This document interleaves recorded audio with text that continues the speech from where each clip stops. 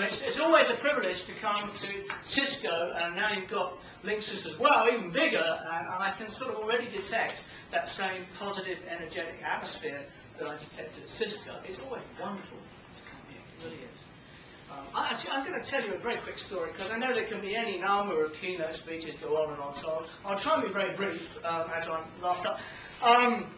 It's a true story, actually, about... I learned recently about something that happened in the United States. Now, maybe you've heard about this, maybe not, but when I heard this, I was giggling all the way home.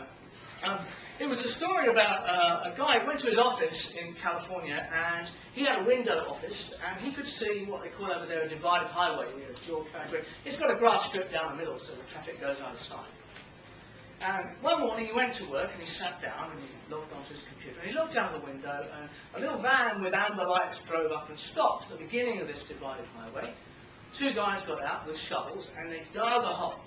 And then they got in the van and they drove about 20 metres and stopped again. And then they came out and dug another hole. And they kept doing this all the way as far as you could see into the horizon. It took a long time. This guy was working and then they drove off to lunch and he went to lunch. And then he came back in the afternoon, and the van appeared again, and it came all the way down the other side of the road with its lights flashing, turned around for the first hole, and the two guys got out with the shovels, and they filled in the hole.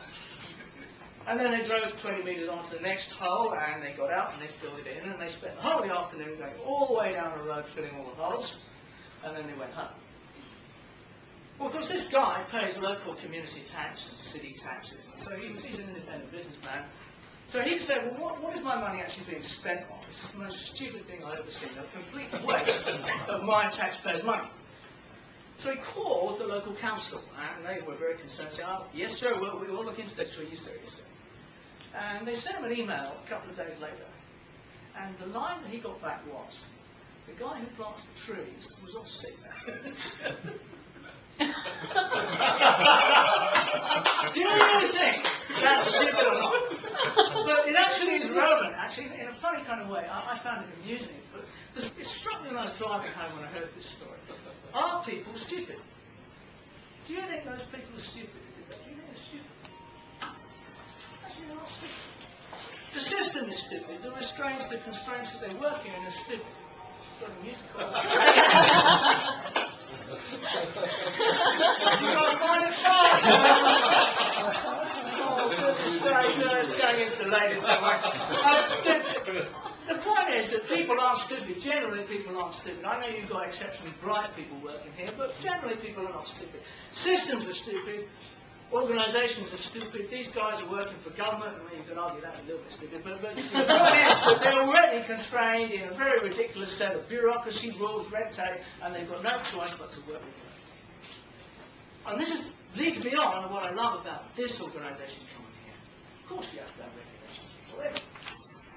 But you're in business, you're proactive, and even as an outsider, I know Cisco is a very, very proactive company. Everybody in the company kind of glows. Which is why, as a visitor, I love to come here. This organisation is one where, as people, you really can make it all work out. And that's the great thing. And I think that Cisco's decision to become a Toastmaster, to sponsor Toastmasters, you know, we're not in business in Toastmasters, except in the business of people. I don't make any money from this. I volunteer. I come out of work and come down here. And it's my pleasure. In fact, me, you help me make it my pleasure because it's great fun, isn't it? So really that's what I wanted to tell you today, to pass this message on. You know, my job as area governor is to support clubs like this, like yourselves. I support other clubs as well. Toastmasters we view as an inverted funnel. At the bottom is the president of the Toastmasters, pushing it all up and supporting everybody.